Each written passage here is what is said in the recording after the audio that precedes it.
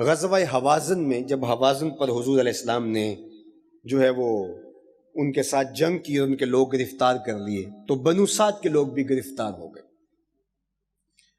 تو قبیلے کے گھروں سے اپنے قیدی چھڑانے کے لیے رقم جمع کر رہے تھے لوگ. تو چلتے چلتے شیما بوڑھی ہو گئی تھی تو شیما کے گھر بھی آئے اور کہا کہ اتنے پیسے آپ کے گھر کے نام بھی آتے ہیں.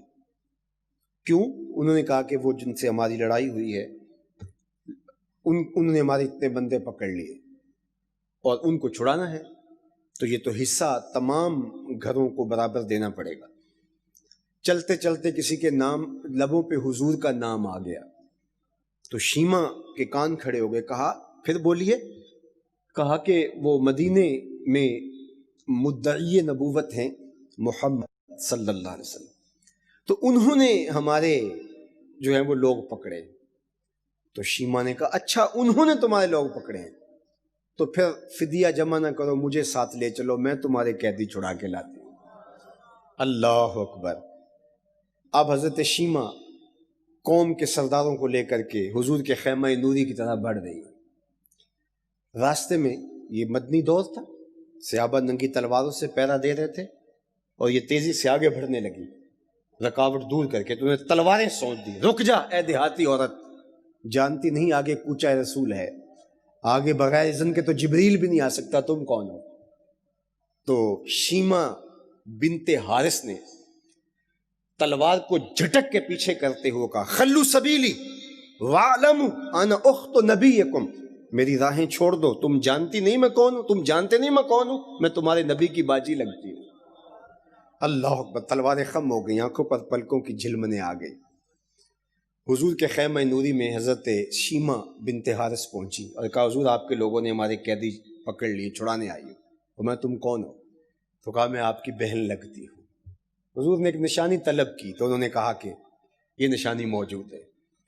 پھر حضور نے فرمایا کہ ان کے قیدی چھوڑ دیے جائیں اور صحابہ سے حضور نے مخاطبت کرتے ہوئے کہا کہ جب میں قیدی چھوڑا کرتا ہوں تو تم سے مشورہ کیا کرتا ہوں، آج مشورہ نہیں کیا، یوں ہی چھوڑ دیے، اس لیے کہ میری دہلیز پہ میری بہن آ گئی تھی. اور پھر حضور نے بہت سارے انعام و اکرام، بہت سارے گھوڑے، چند جوڑے عطا کیے.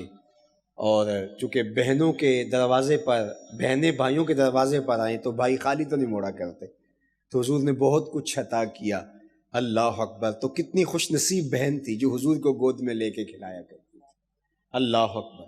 تو یہ حضور کا حسن، حضور کا جمال کہ جہاں جہاں سے حضور گزرتے گئے نور ہی نور پھیلتا گیا، اجالے ہی اجالے. جہاں جہاں حضور رہے فخر پھیلتا گیا، افتخار پھیلتا گیا، ناز ہی ناز ہے. تو ہم حضور کے غلام ہیں، ہمیں اس بات پہ ناز ہے کہ ہمارے آقا و مولا حضور ختمی المرتبت صلی اللہ علیہ وآلہ وسلم ہے. ناز کی کہانی کتنی دل آویز ہے جب حضور شہر مدینہ میں تشریف لائے. یہ کہانی تو انشاءاللہ کل جمعۃ المبارک کے موقع پر آپ کے سامنے رکھوں گا، لیکن حضور کے حسن کا، حضور کے جمال کا تذکرہ ایک بدویہ خاتون نے کیا ہے جو بنو خزاعہ کی بوڑھی خاتون تھی. عاتقہ ویسے اس کا نام تھا لیکن ام معبد کے نام سے معروف تھی. اس نے حضور کا حلیہ بیان کیا ہے. وہ کسی یونیورسٹی کی تو پڑھی ہوئی نہیں تھی، وہ ادب کی ماہر تو نہیں تھی، لیکن ایک ایک جملے پہ ہزاروں نثر پارے قربان، شاعریاں اور غزلیں اور نظمیں اور شاعروں کے دیوان ایک ایک جملے پہ نچھاور. وہ دیہاتی عورت حضور کا حلیہ بیان کرتی ہے. آج کی اس مبارک شب کے جھرمٹ میں وہ حلیہ سماعت کر لیجئے تاکہ میرے اور آپ کے قلب کی تسکین کا سبب بنے. اور علماء نے اس کو بڑے اہتمام کے ساتھ بیان کیا ہے. جتنے بھی سیرت کار ہیں انہوں نے اس کو لکھا ہے اور یہ روایت صحیح ہے. بعض نے حسن کہا اور زیادہ لوگوں نے کہا کہ یہ صحیح روایت ہے. حضرت نبی رحمت صلی اللہ علیہ وسلم ہجرت کر کے مدینہ تشریف لے جا رہے تھے تو راستے میں حضور کو بھوک اور پیاس کی شدت ہوئی. تو ایک بادیہ نشین خاتون کا کٹیا تھا، اس کا ایک چھپر سا بنا ہوا تھا. حضور علیہ السلام وہاں تشریف لے گئے اور جا کے اس خاتون سے کہا کہ اگر تمہارے پاس ہماری میزبانی کے لیے کچھ ہے تو پیش کرو. تو اس نے کہا کہ لو کان عندنا شیء ما اعوزکم الکرا، اگر ہمارے پاس کچھ پیش کرنے کو ہوتا تو ہم دیہاتی لوگ، بدوی لوگ خوشی محسوس کرتے ہیں مہمان کی خدمت کر کے، تو آپ کو کہنے کی نوبت ہی نہ آتی، آپ کو دیکھ کر کے میں دسترخوان سجا دیتی. لیکن افسوس یہ ہے کہ اس وقت ہمارے پاس کچھ نہیں ہے جو ہم آپ کو پیش کر سکیں. خیمے کے ایک کونے میں بکری بندھی ہوئی تھی، بہت کمزور اور لاغر، جس کی ہڈیوں میں گودا بھی نہیں تھا، اور اس کا شوہر ابو معبد بکریاں چرانے کے لیے لے گیا تھا اور اس کو کمزوری کی وجہ سے چھوڑ گیا تھا کہ یہ ریوڑ کے ساتھ چل نہیں سکتی. تو آقا کریم نے فرمایا اگر تم کہو تو اس بکری کا دودھ دھو لے. تو اس خاتون نے کہا کہ اس کی تو ہڈیوں میں گودا نہیں ہے، کھیری میں دودھ کہاں سے آئے گا؟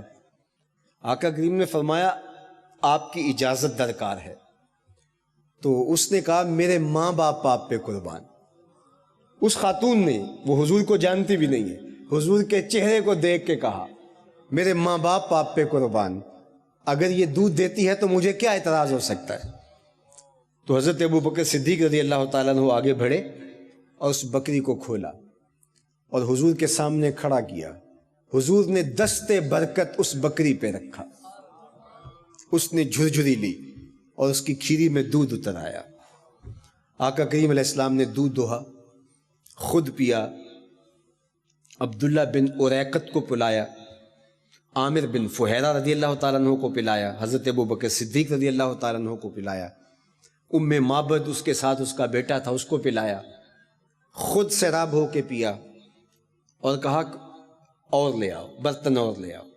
وہ گھر کے برتن لاتی جاتی، حضور دودھ دھوتے رہتے، حتیٰ کہ اس کے گھر کی تھالیاں بھی دودھ سے بھر گئی. اللہ نے گویا اونٹنی اس بکری کے تھنوں کا تعلق نہر کوثر سے جوڑ دیا تھا. بول انٹرٹینمنٹ کے شوز دیکھنے کے لیے ہمارے چینل کو سبسکرائب کریں اور بیل آئیکن پر کلک کرنا نہ بھولیں.